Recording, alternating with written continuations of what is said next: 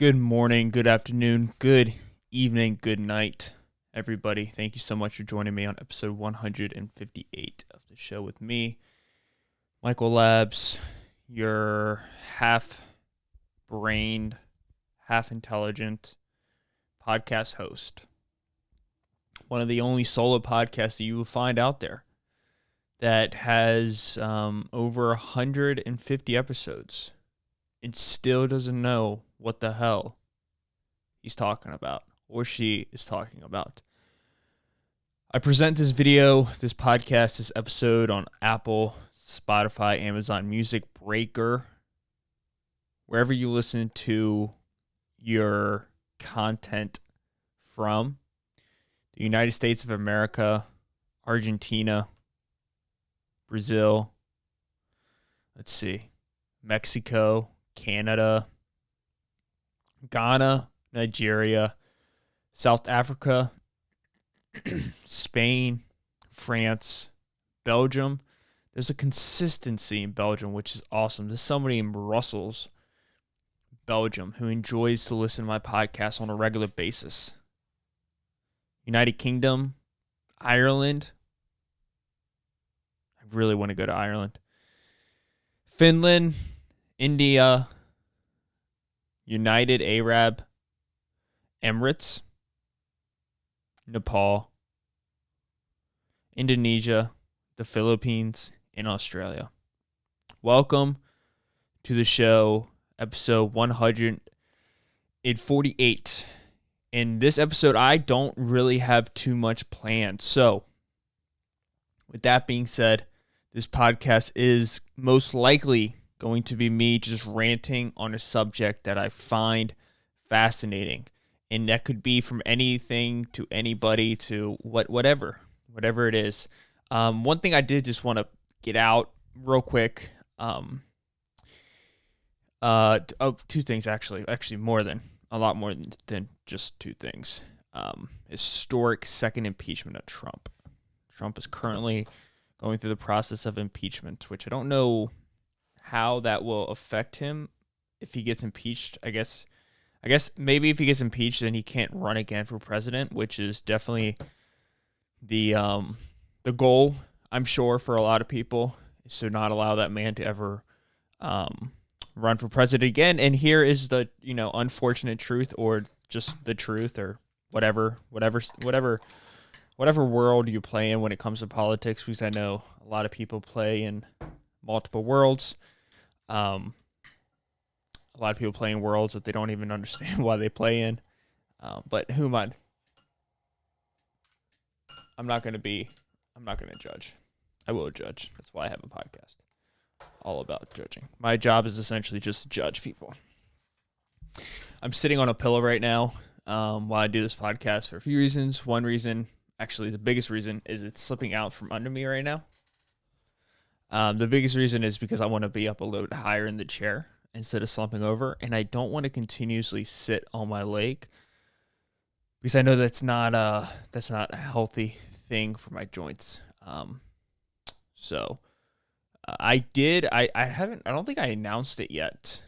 I don't think I told anybody about it yet, at least not on the podcast. I might have said it before, but over December, you guys know how I was running a lot.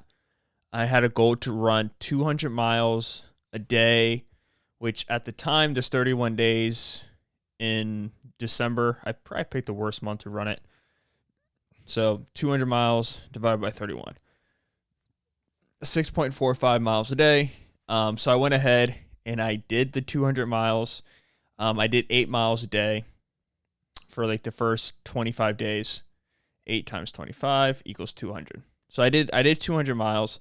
I took one day off all of December. I took off December 25th, so Christmas. Besides that, I did finish that challenge. I ran 248 miles, which is impressive for me. And the reason why I say it's impressive for me is because the most I've ever ran before that was was 100 miles a few times. But those 100 miles, so here I go sitting on my leg again. Those 100 miles were during during that same year where I was running a lot. So it wasn't I don't think it was considered to be, it wasn't something, like before I ran 100 miles in 2020, the most I ran in a month was probably like 50 miles max. So, but I completed, I went ahead and did 248 miles, treadmill, outside. I think in the month of December, I ran 3 half marathons, and I ran 4 half marathons all of 2020. 2 half marathons were indoors on the treadmill. The other 2 half marathons were actually outdoors. All of them were sub 2-hour marathons, which is sub 2-hour half marathon, which is on pace for a full marathon under 4 hours. And I think I'm gonna look it up. The average marathon time, I think, is, I don't know what I gotta look. The average marathon time, so across the board, most people finish a marathon in 4 to 5 hours with an average mile time of 9 to 11.5 minutes. Yeah. So finishing time that's under 4 hours is a real accomplishment for everyone other than elite runners who can finish it in around 2 hours. Yeah. So I want to eventually run a marathon. Like this year, it all depends what happens with the vaccine. That's honestly, like, don't I look like a mafia guy? Look at my hair. I look like I belong in the mafia. I look like I worked side by side with Donald Trump and built New York City and paid off the mafia guys, and or no, they paid me, so I allowed them to build my cities and stuff. And looks like I was gambling and running like strip clubs in San Francisco and like Las Vegas back in the 60s. Maybe not San Francisco. San Francisco is more for drugs. I do want to talk about drugs in this podcast. I've had my whole idea of drugs just kind of flipped on its head. What's a pace for 3 hours? 3-hour marathons, it's about 650 per mile. To break 3 hours, you should eventually be capable of a sub 1 hour 25-minute half marathon, 630 per pace. That's crazy. I wouldn't be able to do that. Right now, you should be running at least 30 to 50 miles per week over 6 or 7 sessions. If you reach mile 20 at 4 hours 33 minutes, you're doing great. Anything within 15 minutes, that's cool. Whatever. Yeah, so I ended up running 250 marathons, 250 miles in December 2020. I'm thinking my goal for 2021, I think, I'm not 100% sure, and I don't really have a counter to really pinpoint the amount of miles I ran. So if anything, I would just have to count them. Is to get up to 2,400 miles. So that's about 200 miles a month, which is about 6 miles a day, I think. Look that up. So if I run 2,000 divided by 365, that's 5.5 miles a day. But I want to do 2,400 divided by 365. So that's 6.57 miles a day. So so I probably want to end up doing that. Bert Kreischer is doing a 2,000 mile thing for 2021. So I might just do that. I might make my goal 2,000 miles in a year, which is very aggressive. A lot of shoes, probably a lot of like minor injuries. But I'm very excited to see where I can take myself now to that point. For somebody who never ran and then all of a sudden running again, I'm very, very excited to see what I can accomplish, at least in the world of running. And I just took one of my headphones off, and it sounds so much better with one headphone on, one headphone off. Yeah, so that was exciting. That was a good way to finish up the 2020, the year 2020, the year of coronavirus, the year of China, the year of political unrest, social unrest, and thank God for the social unrest. I think, sometimes it sucks that chaos has to lead, or that change follows chaos. But it's the way it works sometimes. It's the way that things work, and I think 2020 is going to be one of those years that if you lived during 2020, and during the year of 2020, it never seemed great. It never seemed good. It never seemed peaceful. I know for me, the whole time during 2020, every day just felt the same. It felt confusing, but it also felt like there was a lot. I feel like I was in school all the time, not like physical school, but I felt like I was learning about human nature. I feel like I was learning about people. I feel like I was being exposed to a lot of different ideas, to a lot of different cultures, to a lot of different viewpoints that I've never experienced before as being the person I am, as living in the world that I live in. I never experienced just so many different. I've never been presented with so many problems, and I think 2020 brought to the surface so much, so many fine details that make this country run just a little bit off tilt. And I think depending on what we do between now and the end of the decade, we could end up living in a world that's beautiful. The people are beautiful. The way people interact with each other is beautiful. And not just like in New York City, or not just like in, not just like in the major cities, but like the majority of the country could just be living in a beautiful state of almost like a bliss, like a heroin high. Never taken heroin. That was a very strange remark I made. But I listened to a full podcast about heroin and drugs and the use of them by a gentleman named Dr. Carl Hart. It's a beautiful podcast. It was an astonishing podcast. It changed my viewpoints on marijuana. And not marijuana.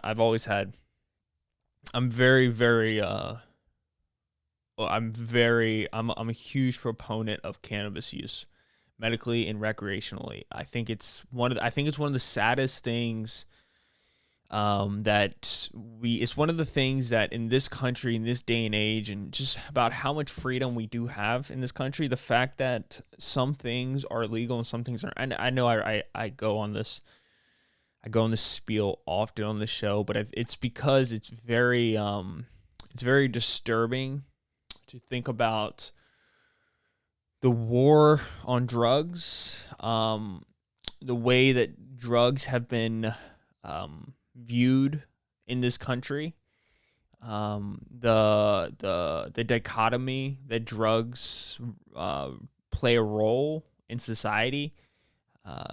We have so many drugs that are the same, but just with different names, and one's legal and one's not. PCP is basically ketamine. Heroin is basically oxycodone. These drugs, and then some of them, they don't even hide alcohol, cigarettes. They can kill you. They will hurt you. They won't make your health better.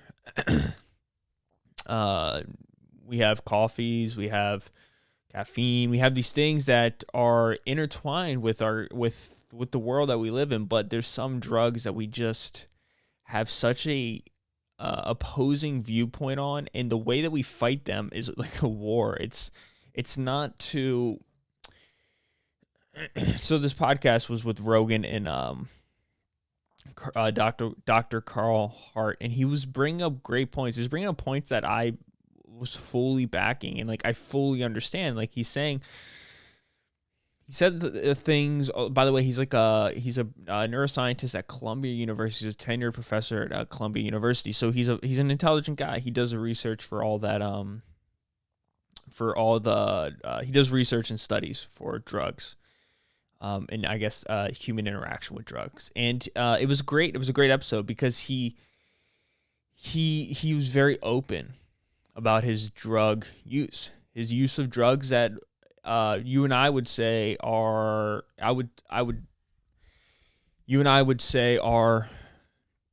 life-ending drugs. Cocaine use, heroin use, PCP, ketamine, these drugs that crack, Adderall, meth, these drugs that ruin the lives of people in so many ways. Everything from death, from overdoses, everything from brokenness of families because of somebody dying and or going to prison, broken relationships, broken trust because the thing that you're doing is illegal. Therefore, you have to hide a lot of different things in your life. And he was very open about it. And he's saying, yes, there is drugs, but I don't, he was very, it was very shocking the way he was like, no, drugs aren't the issue. Like, it's people, the way that people deal with, and this is going to be I mean, screw it. I'm just going to go right into it. And before I do go into, I just want to warn people that I don't condone drug use. Frankly, because I would be a hypocrite, because if I did condone it, I don't use them. So I don't want to say something I don't use. I know people who've passed away from drug use.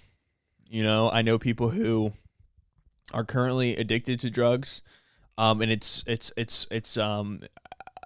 the drugs are assisting them in ruining their lives. Their lives are slowly falling apart in front of them. I'm going to buy his book. I'm going to read his book, and I'm going to read a book on the podcast. Like you guys know how I do. This guy went to University of Maryland. His name is Dr. Carl Hart at the University of Columbia. He's a behavior neuroscience and psychopharmacology. So he studies these drugs. He uses these drugs, and he's a proponent.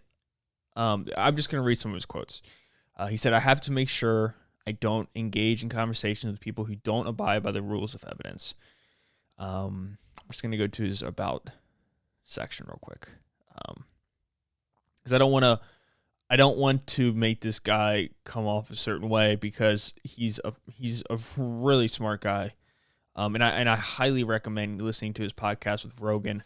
And if you are somebody who is a staunch Republican, and because of that, or even if you're not a staunch Republican, but you're just somebody who is very anti use of drugs, which I can understand, I recommend listening to his podcast at least, because you would be shocked. I really do think you'd be shocked about the way it can impact you, and I think it can make a change in your viewpoints. So this is his pledge from his website, drcarlhart.com. "I'm committed to the people who are sick and tired of seeing their tax dollars being used to fund unethical people and corporations, which ultimately perpetuates social inequality, does not lead to effective drug policy. A key element of my approach is the use of empirical evidence to guide public policy, even if it makes us uncomfortable. If we do this, we could have more humane and effective criminal justice policy and a healthier and more productive society overall." Carl Hart is the chair of the Department of Psychology at Columbia University. He is also the Ziff Professor of Psychology in the Departments of Psychology and Psychiatry. Professor Hart has published numerous scientific and popular articles in the area of neuropsychopharmacology, and is a co-author of the textbook Drugs, Society, and Human Behavior with Charles Kaiser. His most recent book, High Price, A Neuroscientist's Journey of Self-Discovery That Challenges Everything You Know About Drugs and Society, was the 2014 winner of the Penn E.O. Wilson Literary Science Writing Award. Professor Hart has appeared on multiple podcasts, radio, and television shows that include Real Time with Bill Maher, The O'Reilly Factor. He has also appeared in several documentary films, including the award-winning The House I Live In. His essays have been published in several popular publications, including the New York Times, Scientific America, The Nation, Ebony, The Root, and O Globo, Brazil's leading newspaper. So, but essentially, just this podcast he was talking about, yes, people use drugs, and people, because of their drug use, no, let me backtrack. Because of the way that this country, and he talks about this country he's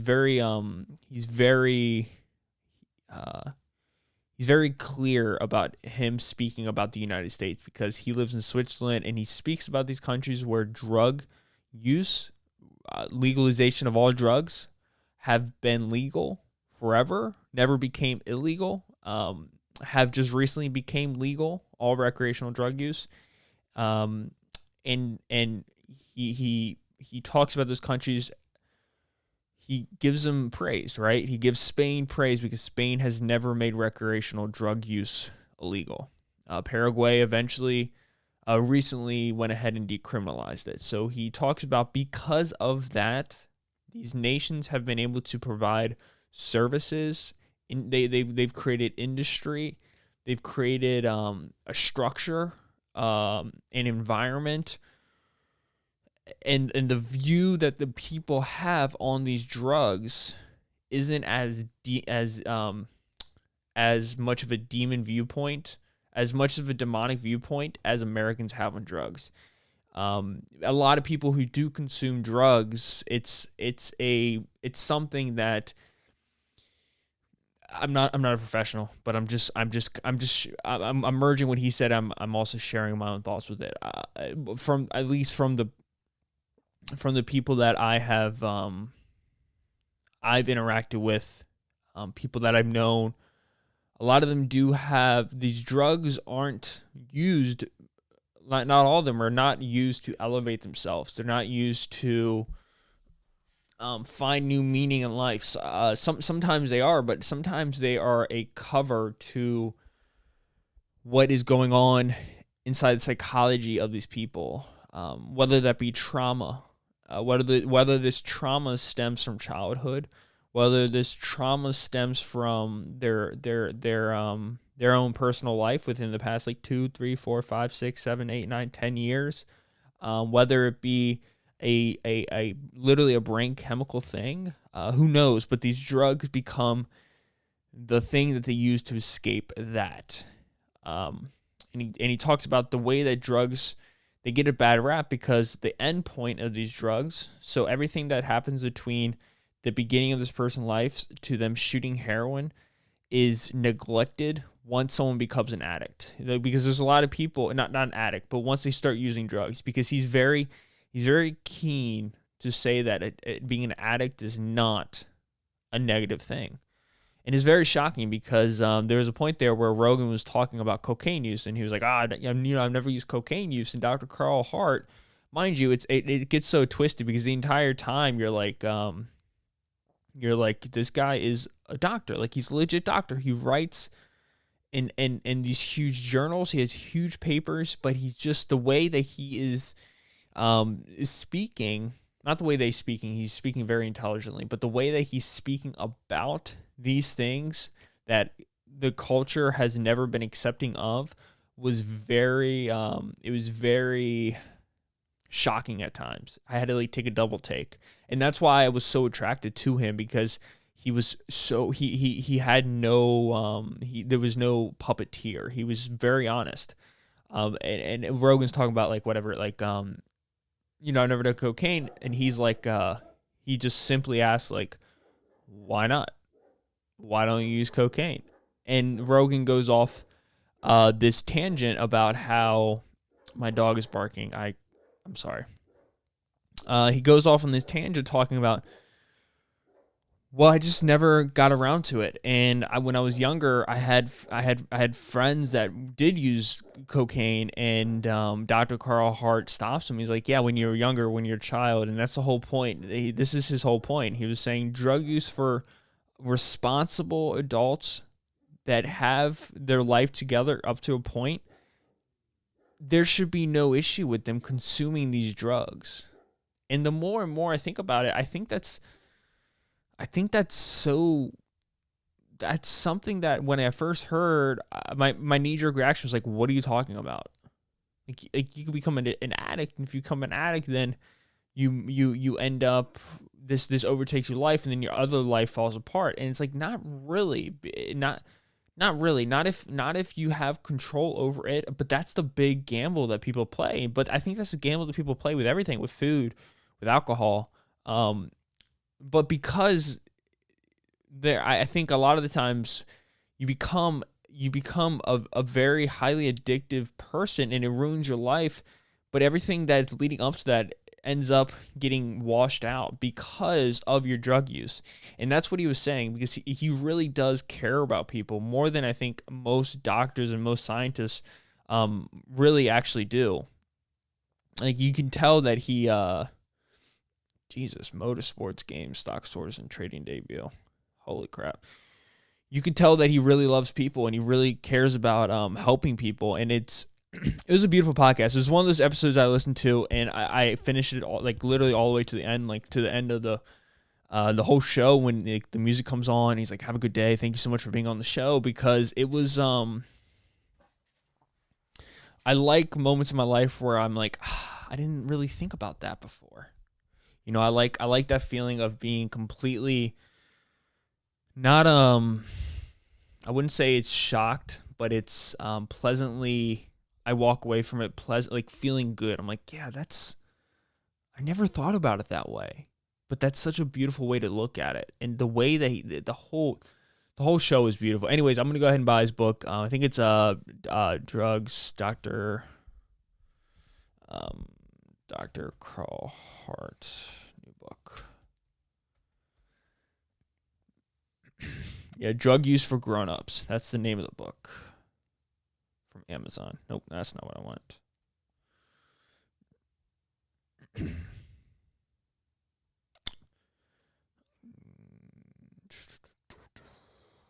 Drug Use for Grown-Ups.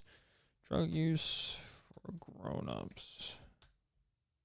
Chasing Liberty in the Land of the Fear. It's true. I'm definitely gonna order it. Buy now with one click. Amazon does not play around. I've been reading a lot of drug books lately, and it's because I hate that I have.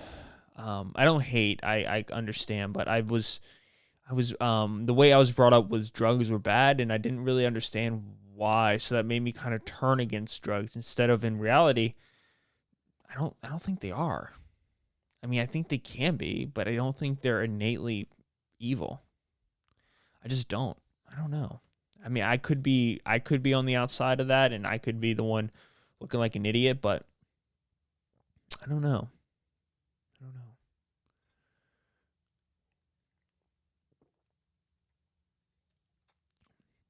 That's awesome. That's crazy that the FDA regulates the pet food industry. That's so weird. Like that shouldn't be. Dude, the FDA has way too much power. It's crazy to think that the same people who test our drugs also test our food that we put into our body. Not just our food. Apparently, they also test the quality of the food that goes inside our four-legged pets. At least 70 dogs have died after consuming poisonous pet food that is now being urgently recalled by regulators. FDA is recalling additional of brands manufactured by Midwestern Pet Foods following discovery of potentially fatal levels of aflatoxin in some batches. Company has already recalled 3 varieties of sport mixed dog foods and cat foods in December after 28 dog deaths were linked to the food. Another 42 dogs have died after eating the product in the past 2 weeks. The affected products were made in an Oklahoma manufacturing plant and distributed to online retailers and stores nationwide within the United States.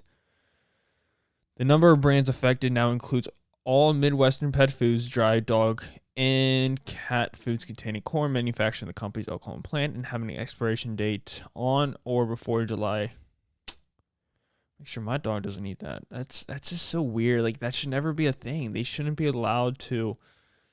Like, there should be a company that checks dog food independently and like cat food independently, because I'm sure the FDA is like who funds the FDA? Who funds the FDA? Is it tax money? About 55% or $3.2 billion of the FDA's budget is provided by federal budget authorization. The remaining 45% is paid for by industry user fees. It's weird. Human drugs. The program, 33% of the FDA is for human drugs. 18.5% is for foods. Animal drugs and feeds is 4%. That's crazy. Where does FDA get its funding? I don't believe that. I feel like the FDA is a government agency and should be funded entirely by the federal government, but pharma companies don't have a choice. If a company wants to bring a new medicine to patients, it has to pay the user fee to get the drug reviewed. So in order for big pharma, so it's probably the same for food industry. to get some, dude, that's so jacked up. This is the thing that always, this is the thing why, like, I can't just write off every single conspiracy theory. Like, I just can't do it, because right here from Forbes.com, it's saying the FDA is a government agency and they know they should. People know it should be funded entirely by the federal government, but they're admitting it right here. Big pharma. They don't say big, but pharma companies don't have a choice. If a company wants to bring a new medicine to patients, it has to pay the user fee just to get the drug reviewed, just to get it reviewed. So I'm sure, like, if a company that has an amazing drug, but they don't have a deep pocket, I'm sure they don't. There's probably a hierarchy, and the companies that get reviewed first and the products that get reviewed first are probably the products who are paying the biggest bill, who are flipping the biggest bill. So there's probably so many like drugs that sit at the bottom, or like these drugs that sit at the bottom that could change the life of a lot of people, could help a lot of people, but they sit all the way at the bottom, and they don't ever get tested because they can't flip a high bill. And like, you know, I've been very critical of like conspiracy theorists in the past, and I do like I do get willy-nilly with them sometimes. Like, sometimes I will like run off and like listening to them. If I do, I get lost in like a conspiracy time in my life, and I get kind of obsessive with them for a little bit. Like, what's that one book? Chaos. That book, Chaos, which is Charles Manson, the CIA, and the Secret History of the 60s. I read that book. Now, I wouldn't say it's a conspiracy book, just because the gentleman who did write it, Tom O'Neill did have a lot of real evidence, and but it's worrisome, man. It's worrisome. There's one thing I want to talk about real quick, which is more serious of a topic. I just got to pull it up on my phone real quick. I love to do this new iPhone, man. I don't know how people. I sound like such an idiot, but I don't know how people did it before without this thing. The new iPhone is like, it's serious, man. By the way, if you guys haven't invested in marijuana, I'm not saying to do this because I can't do that legally, but if I had $10,000, I would invest $8,000 into me. I would invest $8,000 into THCX, a cannabis ETF. I would do that. You would not do that, because you would not take advice from me, because I'm not a professional.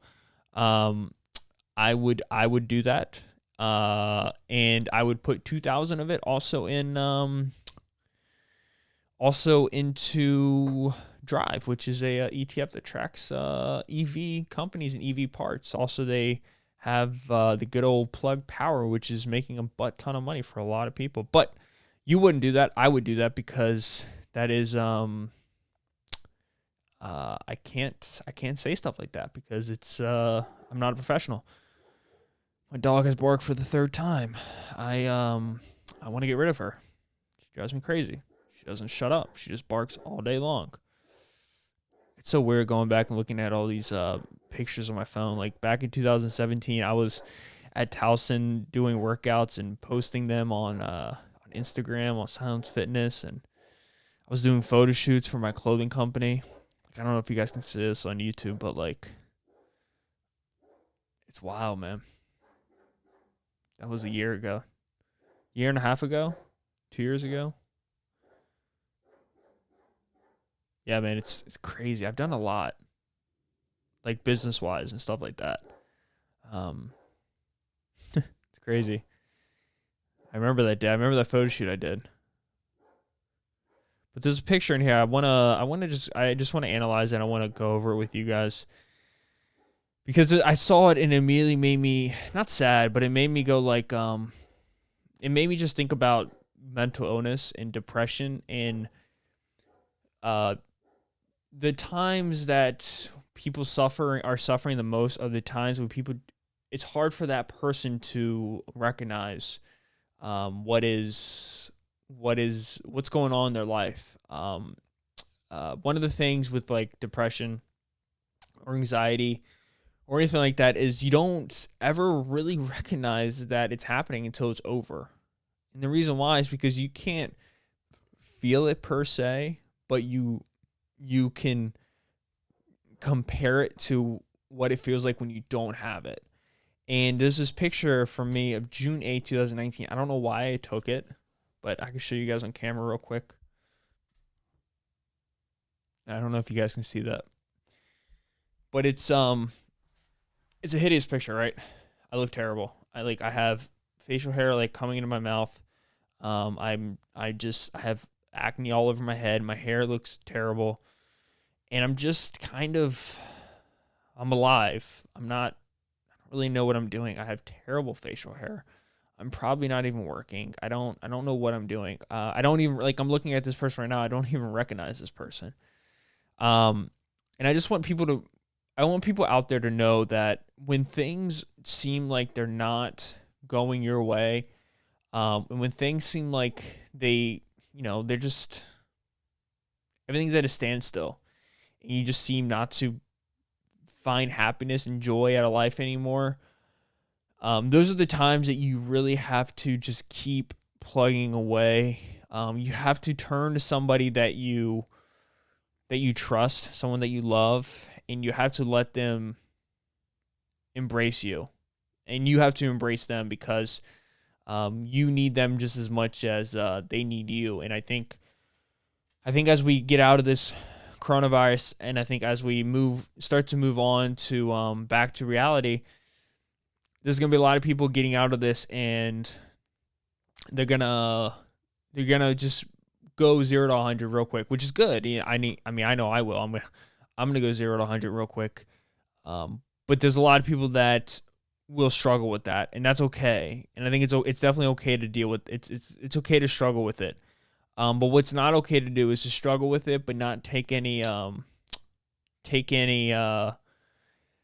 action to stop suffering. I just saw that picture and I looked at myself yesterday. I was like, Jesus Christ, I don't even recognize that person anymore. I've come personally leaps and boundaries past that. I feel like right now, as I'm sitting here recording this podcast, is probably one of the healthiest I've ever been in, like, states of mind. And it's all due to I think the people around me, first and foremost.